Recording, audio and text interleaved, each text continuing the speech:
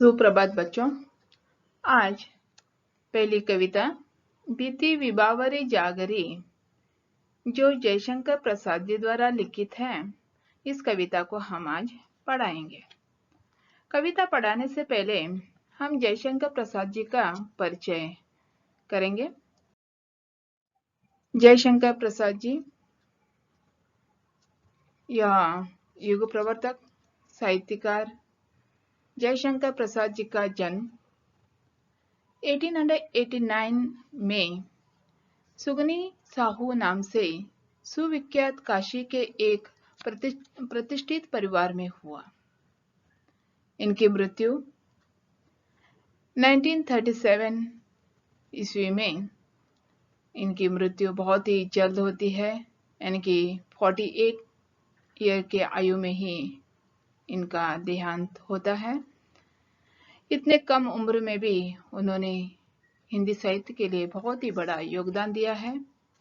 इनके कहानी संग्रह हैं छाया, प्रतिध्वनि, आकाशदीप, आंधी और इंद्रजाल। उपन्यास कंकाल, तितली तथा इरावती जो अपूर्ण ही रह गए। मुख्य नाटक राजश्री, अजातशत्रु, स्कंदगुप्त, चंद्रगुप्त, ध्रुवस्वामिनी आदि। कामायनी इनकी महाकाव्य है और यह कविता जो यानी कि महत्वपूर्ण काव्य कृतियां जो आंसू, लहर, झरना आदि जो है, उसमें लहर जो है उस संग्रह से जो यह बीती विबावरी जागरी यह कविता ली गई है। और यह कविता जागृत गीत के तौर पर प्रस्तुत है। और यहाँ पर यह कविता उन्होंने स्वतंत्रता, देश के स्वतंत्र होने के पश्चात उस समय में उन्होंने यह कविता लिखी थी।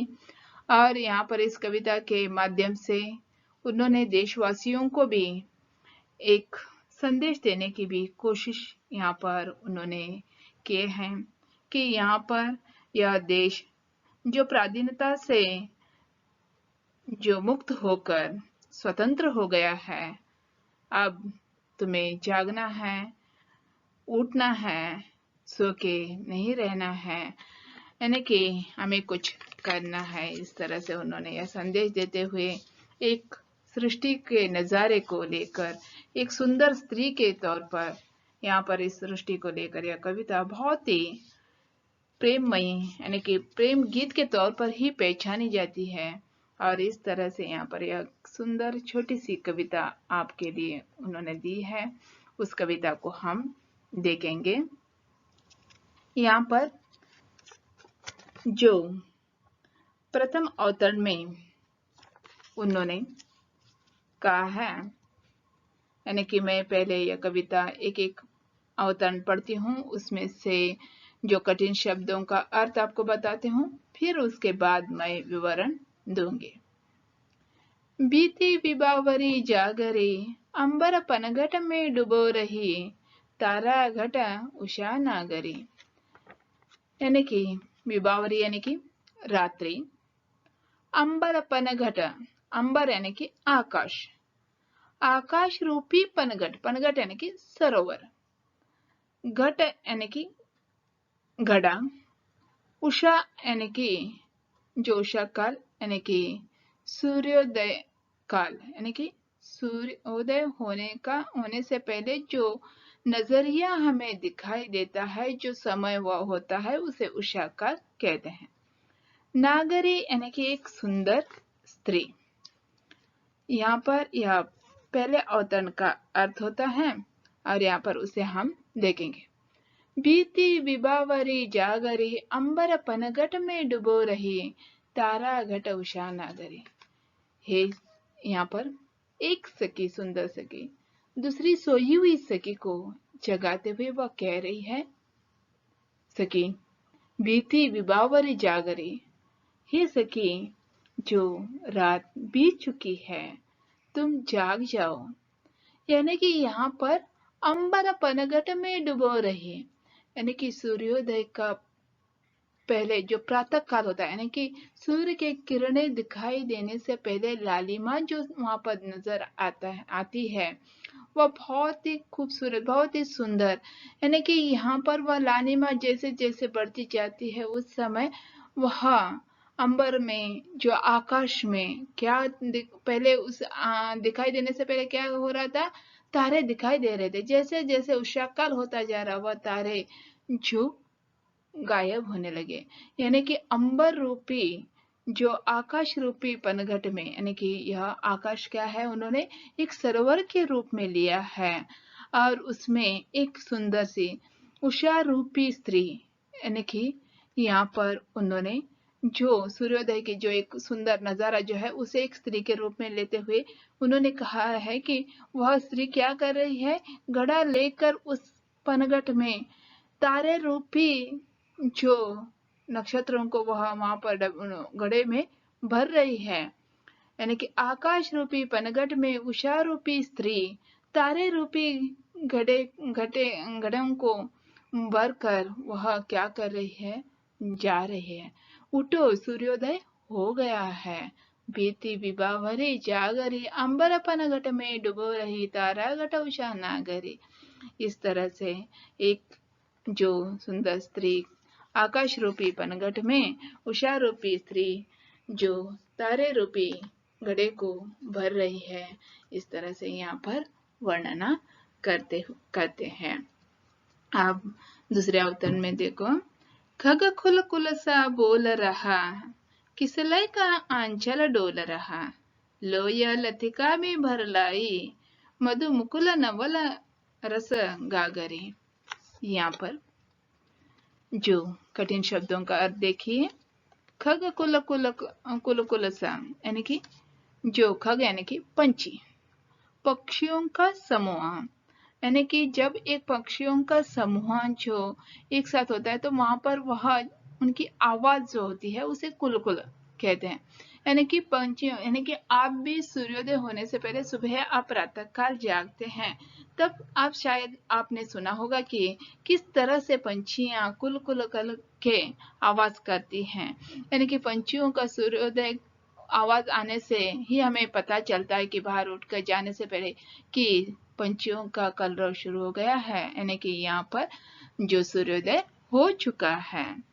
और जैसे ही सूर्योदय की प्रथम किरण जो यहाँ पर कलियों पर गिरती है, यानी कि कौली पत्तियां हैं किसलय का, यानी कि यहाँ पर यह क्या है, कोपल किसलय यानी कि कोम्पले, यानी कि कलियां खिल रही हैं, यानी कि वह कौली पत्तियों के आगे जो कलियां आई रहती हैं, और यहाँ पर वह ढूलते हुए क्या होते हैं, खिलते हैं ना, उसे किसलय कहते हैं, यानी कि किसलय कहते हैं, यानी कि कलियां खिल रही, अधिक खुली हुई।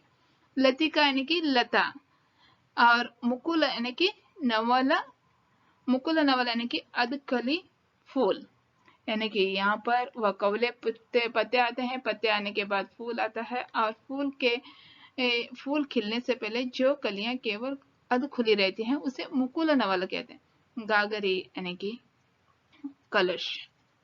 यहाँ पर जो इस कविता में वह कहते हैं कि खग कुल कुल सा बोल रहा, पंछियां क्या कर रहे हैं, आवाज कर रहे हैं, कलरव कर रहे हैं, यानी कि जो सवेरा हो चुका है।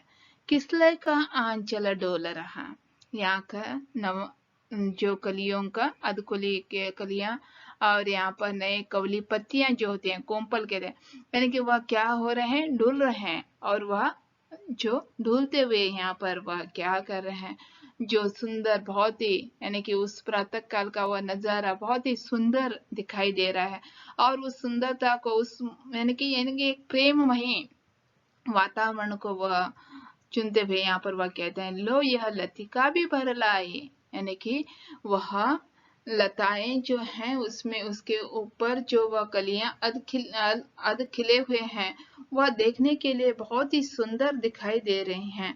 इसीलिए वह कहती है, मधु मुकुल नवल रस गागरे। यहाँ पर वह यानी कि जो वह स्त्री कह रही है कि यानी कि जिस तरह से लतिकाओं के ऊपर आधी खुली कलियां बहुत ही सुंदर नजर आते हैं, उस तरह से यहाँ पर हमारी सृष्टि बहुत ही सुंदर, बहुत ही प्रेममयी, बहुत ही अच्छी दिखाई दे रही है। वह एक नवरस भर के, वह घड़े में भर के लेके आ रही है क्या, इस तरह से वह लग रही है। तुम देखो, तुम जागो, यानी कि यहाँ पर इस पद के माध्यम से, यानी कि यह जो अवतरण दिया गया है, इस अवतरण के माध्यम से एक प्रेम को भी उन्होंने जागृत करते हुए, प्रेम से बताते हुए यहाँ पर उन्होंने देश को यह संदेश भी दिया है कि जो यहाँ पर हमारी पराधीनता, यानी कि हम अस्वतंत्र, यानी कि हम दूसरों के पराधीन थे, वह बीत चुका है, वह चला गया है। अब हम स्वतंत्र हो गए हैं। अब तो जागो, अब सोइए मत, उठो। इस तरह से यहाँ पर यह संदेश भी वह देशवासियों को देते हैं। अब आगे देखिए नेक्स्ट अवतरण। अदरों में राग उमंद पिए, अलकों में मलयज बंद किए, तू अब तक सोई है आली, आंकों में बरे विहागरे। यहाँ पर वह कठिन शब्दों का देखो, अदरों यानी कि अदर यानी कि होंठ, राग उमंद यानी कि लगाओ, अलको यानी कि बाल यानी कि केश, मलयज सुगंधित वायु, आली यानी कि सखी, और विहाग यानी कि राग जो रात के समय गाया जाता है। जो विहाग यानी कि राग यानी कि जो उसे खुमारी भी कहते हैं, राग जो रात के समय गाया जाता है। यहाँ पर यानी कि एक प्रेमी के साथ गुजरा हुआ समय, यानी कि वह उसके साथ जो वार्तालाप किए हुए, और इस तरह से यहाँ पर वह उसी के खुशी में, उसी के प्रेम में वह भरी हुई, उसी के प्रेम में वह सोई हुई, उसे जो विहाग कहते हैं, उसे खुमारी कहते हैं, और इस तरह से उसमें ही वह खो गई है। उसे जगाने की कोशिश यहाँ पर इस पद में किया जा रहा है। देखिए, अदरों में राग उमंद पिए, अदरों में यानी कि होठों में, वह प्रेममय संगीत उमंद पिए हुए, यानी कि उस संगीत को वह अपनाते हुए, वह इतनी खुशियों में, अपने सपने में, यानी कि अपने उस प्रेममय में वह पूर्ण रूप से डूब गई है। अदरों में राग उमंद पिए, अलकों में मलय जबंद किए, यानी कि वह अपने केशों में, यानी कि जो एक सुंदर हवा, सुंदर वातावरण जो है, यानी कि वह सुगंधित हवा जो है, वह पूरी तरह से अपने केशों में वह बंद करके पूर्ण रूप से उसे अपनाना चाहती है, उसे जो ग्रहण करना चाहती है। यानी कि अदरों में राग उमंद, यानी कि होठों में पूर्ण रूप से प्रेममय संगीत को भर के, अलकों में यानी कि केशों में, मलय यानी कि सुगंधित जो हवा है, उसे पूर्ण रूप से बंद करके, तू अब तक सोई है आली, यानी कि इस तरह से हे सखी, आली यानी कि सखी, सहेली, यानी कि यहाँ पर वह कहते हैं कि तू इसमें अब तक सोई है आली, उठो जागो, यानी कि आंखों में भरे विहागरे। तू इस तरह से सो रही है कि तू जो अपने प्रेम रमणी, यानी कि एक बहुत ही प्रेममयी सुंदर स्त्री, उसमें वह पूर्ण रूप से अपने आप को डुबोकर उसमें से बाहर नहीं आ रही है, यानी कि उसमें वह पूर्ण रूप से डूब गई है। उसे यहाँ उसमें से जगाने की कोशिश और एक सखी यहाँ पर दूसरे सखी से कर रही है, यानी कि यहाँ पर जागो, इस तरह से तुम्हें उठना है, इस तरह से यहाँ पर वह जागना है। इस तरह से यहाँ पर उन्होंने एक सखी दूसरी सखी से संबोधित कर रही है, उसे जगा रही है। इस तरह से यह प्रेम गीत यहाँ पर खत्म होता है। धन्यवाद।